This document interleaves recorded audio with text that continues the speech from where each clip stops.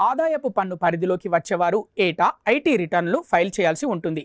తమకు వచ్చే ఆదాయం, ఖర్చులు, పన్నులు, పెట్టుబడుల వంటి పూర్తి వివరాలు ఇన్కమ్ ట్యాక్స్ విభాగానికి ఐటీఆర్ ద్వారా తెలియచేయాల్సి ఉంటుంది. అలాగే తాము చెల్లించిన అదనపు పన్నులను రీఫండ్ క్లెయిమ్ చేసుకునేందుకు ఐటీఆర్ ఒక్కటే మార్గం. అయితే చాలా మంది ట్యాక్స్ పేయర్లు income tax return ITR file చేయడంతోనే తమ పని పూర్తయిపోయినట్లు భావిస్తుంటారు.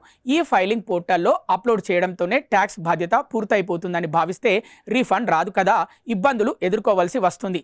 దాఖలు చేసిన ఐటీ రిటర్న్ను సరిగ్గా ధృవీకరించకపోయినా, పోల్చకపోయినా లేదా పర్యవేక్షించకపోయినా అది రీఫండ్ ఆలస్యం కావడానికి, పన్ను డిమాండ్లకు లేదా ఆదాయపు పన్ను శాఖ నుంచి ట్యాక్స్ నోటీసులు జారీ అయ్యేందుకు దారితీస్తుంది.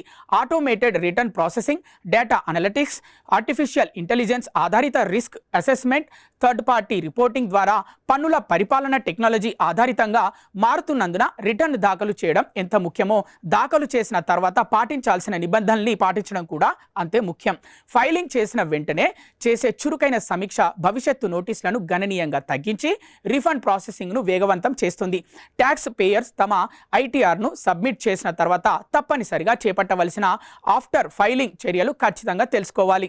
ఐటీఆర్ సబ్మిట్ చేస్తే అది చట్టపరమైన వ్యాలిడ్ ఫైలింగ్గా పరిగణించరు. దానిని వెరిఫై చేయాల్సి ఉంటుంది. ఐటీఆర్ ఫైల్ చేసిన తర్వాత వెరిఫై చేసేందుకు 30 రోజుల గడువు ఉంటుంది. Aadhaar, OTP, net banking, digital signature certificate, electronic verification code, demat account, physical submission వంటి ప్రాసెస్ల ద్వారా వెరిఫై చేయవచ్చు.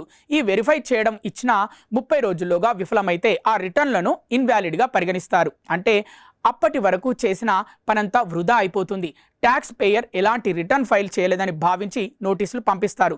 మరోవైపు చాలామంది ట్యాక్స్ పేయర్లు వివిధ ఛానళ్ల ద్వారా వెరిఫై చేస్తారు.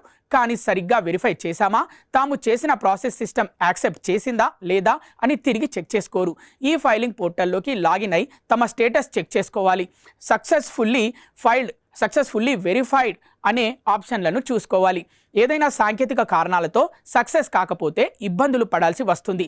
రీఫండ్ జారీ ఆగిపోతుంది. దీంతో పాటుగా ఫ్రీ వ్యాలిడేటెడ్ బ్యాంక్ అకౌంట్లు మాత్రమే ట్యాక్స్ రీఫండ్ జమ అయ్యేందుకు అర్హత సాధిస్తాయి. పాన్ కార్డుతో లింక్ అయిన బ్యాంకు ఖాతాను ప్రీ వ్యాలిడేట్ చేయాలి, లేదంటే రీఫండ్ ఆపేస్తారు.